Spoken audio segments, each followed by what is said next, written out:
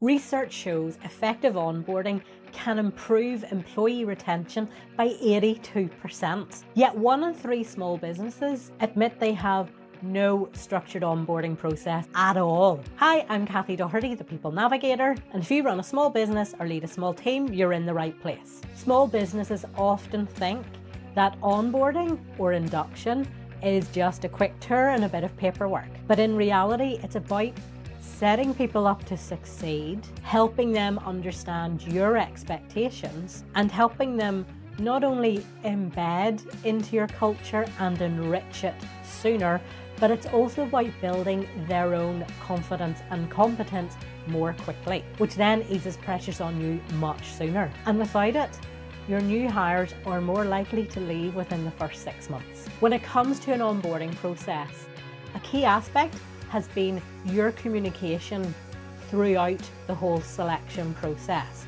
and the expectations that you have set during those communications. This is now the point where the new employee is actually getting a good feel for who you truly are. Effective onboarding begins before day one. Create a welcome pack with the sorts of information to demystify their day one.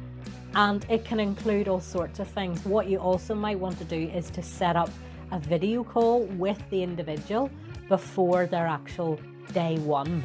What can help, if it's possible, is a pre-day one visit. So the employee can see where they're going, get a feel for the environment they're going to be working in. But if that's not possible, then I would highly recommend that video call. And what you can cover in the pack and the call are things like expressing your values, which should have been expressed in the selection process, but making that real for how it looks within the workplace. But also things like day one practicalities, like where to park, or if they're getting public transport, where those routes are, approximate time it takes them to get from there. That's assuming they're physically showing up into a workplace on day one.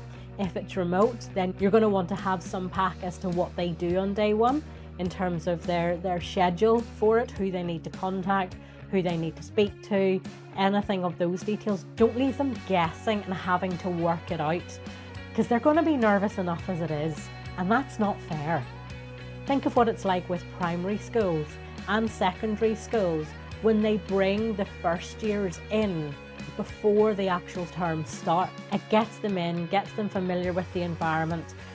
It just helps to settle them down. First day nerves are not as bad. They will still be there, but they won't be as bad.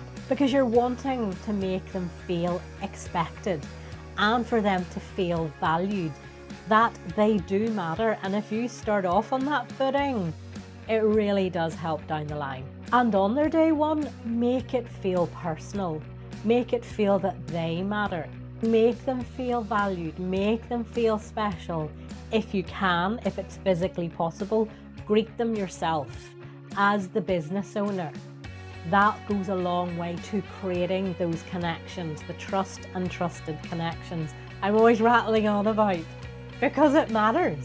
If you can't physically take them, depending on the size of your team, if you can't physically take them around and introduce them to everybody, make sure there's somebody that you trust, that you know will give the right impression, who can be professional and engaging.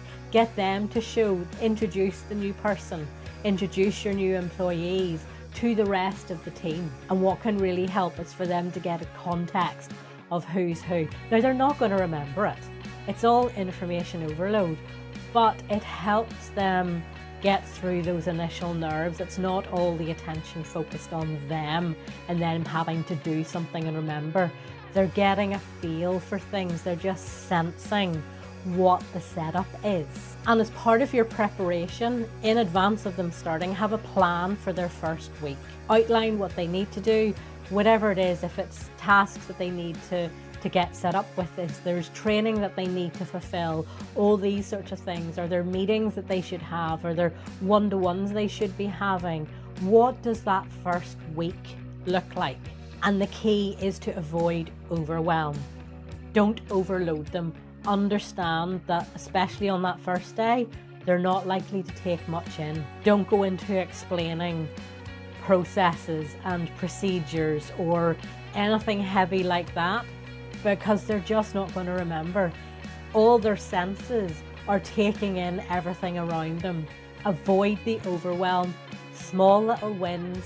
Let them get the feel that they're welcomed, that they're a part of a new team, that they can be excited after those initial nerves, and they can settle down, because the sooner somebody can get to the point where they can feel they can make an impact, the better it is for you. And what can really help is assigning them a buddy, somebody who can explain the unwritten, the unspoken rules of engagement in your workplace, but potentially your industry, these sorts of things that somebody, if they're not aware that they exist, particularly if they don't have a lot of workplace experience, there's a lot of things they're going to need to have explained to them to get their bearings as to what's going on, the things that impact on your culture, how you do things, how you approach things, how you find things, how you ask for help. Who do you ask for help? And that's where I really highly recommend assigning somebody a buddy, that they can ask them those questions, or the buddy then has something prepared that they can take them through that. And the more you can make this a repeatable process, the easier it becomes. You're wanting to create that sense of belonging, because the more that somebody feels that they are connecting to you, belonging to this new tribe, the longer you will hold on to them. And onboarding goes beyond day one. It goes beyond week one. What does yours look like? Do you have something scheduled out? Do you have a roadmap of what that is in terms of the first day, the first week, the first month, the first 3 months, the next 3 months? What does that look like? What are your expectations? And what might be their expectations? When are you going to have your check-in chats? When are the formal review periods? What do they look like? The more that you can have that structured out, the easier it will be for the new employee. They will have an idea as to what your expectations are. And so will you. That's the thing. Keep it simple. Don't overwhelm the individual. Make it easy for you and your team. And always ask for feedback about how they're settling in. At the beginning, as they're getting to know you, they're working out how much they can trust you, how much they can open up to you. You might not get that much.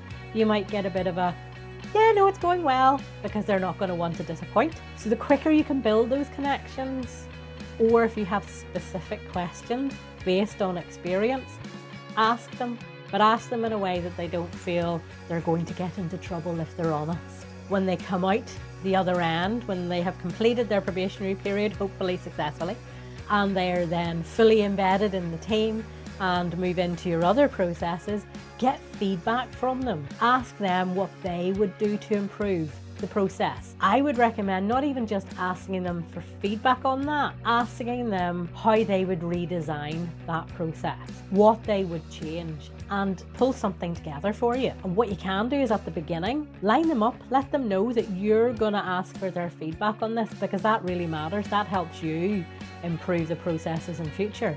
And you know what that does?